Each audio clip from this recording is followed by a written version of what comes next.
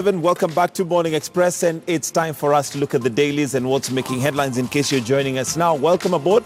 I'll start by introducing the guests that we have here this morning, and we are joined by none other than James Momanyi, who is a reporter. Thank you for joining us, James. We also have Caleb Atemi, who's a journalist, and last but not least, we have Victor Buire, who's a programs manager at Media Council of Kenya. Gentlemen, thank you for joining us. Pleasure. Before we get into the newsroom, would first of all start with looking at what's making headlines on the dailies. And we'll start as usual with the standard and plot to raise fuel prices yet again. We're going to get into this more, in detail when we get into the newsroom. But Victor, let's just start with your overview of the plot to raise fuel prices yet again.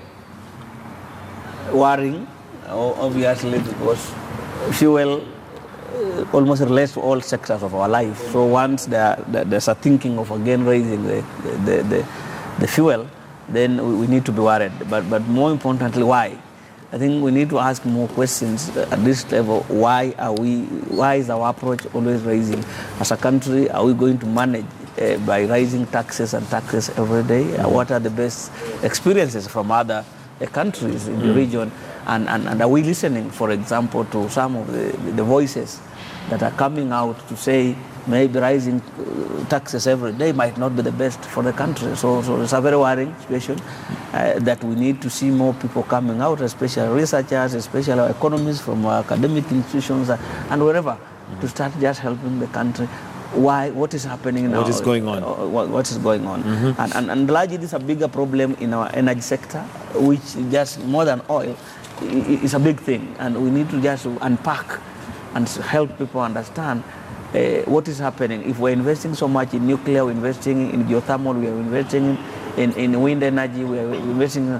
Why? And why? Obviously, there's now the issue of the pilots with the oil in Turkana. Why would we be experiencing what we are going through? Absolutely. All right. Let me come to you, James. 127, 140 shillings is as high as the prices have gone. Definitely a very hard time for Kenyans. It is a sad moment for Kenyans. It's a hard time to be a Kenyan today, because. But the problem is, it's not something which happened at the spur of the moment. This is something we've been knowing for the last 6 years.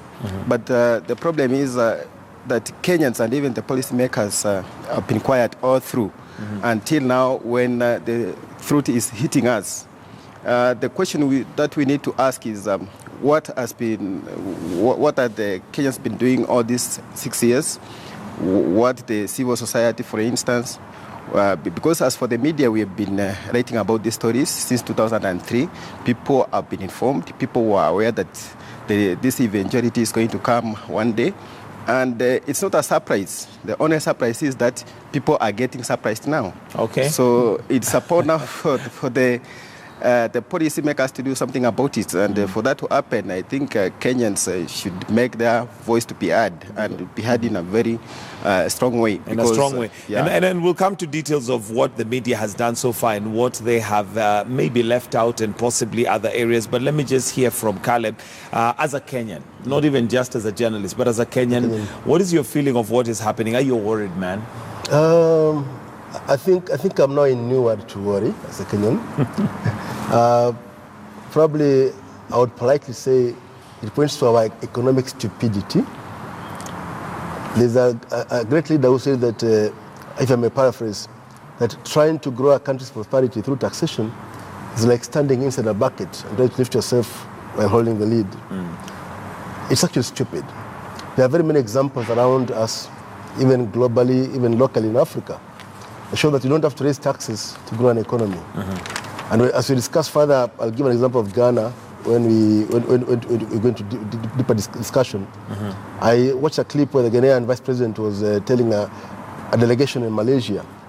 And what Ghana is doing is actually cutting back on taxation, dropping some of the taxes, promoting and encouraging private sector to grow productivity and industry.